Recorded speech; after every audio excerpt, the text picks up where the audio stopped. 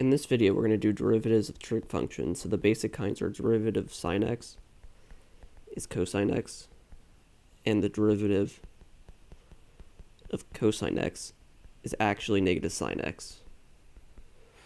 So if we have the derivative of secant x, this would be the derivative of 1 over cosine x, which we can write as derivative of cosine x to the negative 1 to make it easier.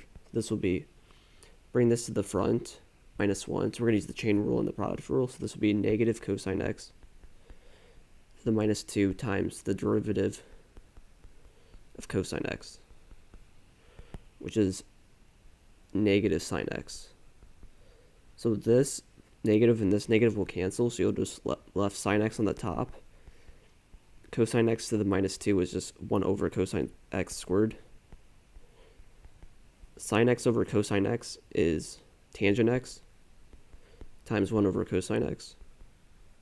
And 1 over cosine x is secant x. So you have secant x, tangent x. So you get the derivative of secant x is secant x times tangent x.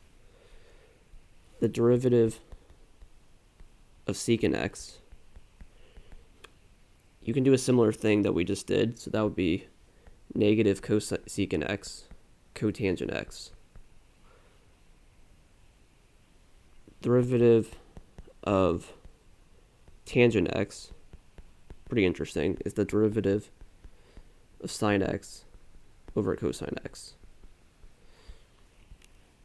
So let's use the quotient rule. So this would be low d high, which is sine x prime, which is cosine x, minus high d low, which is the derivative of cosine x is negative sine x, over d low, which is cosine x squared. So this will be cosine squared, minus and minus will cancel, be plus sine squared x over cosine squared. But this, using trig identities, this is just 1. So this is 1 over cosine squared x, which means that the derivative of tangent x is secant squared x. And finally, the last major trig derivative is derivative of cotangent x. So using similar logic to what we just did, this will be negative cosecant squared x. So that's the end of the video.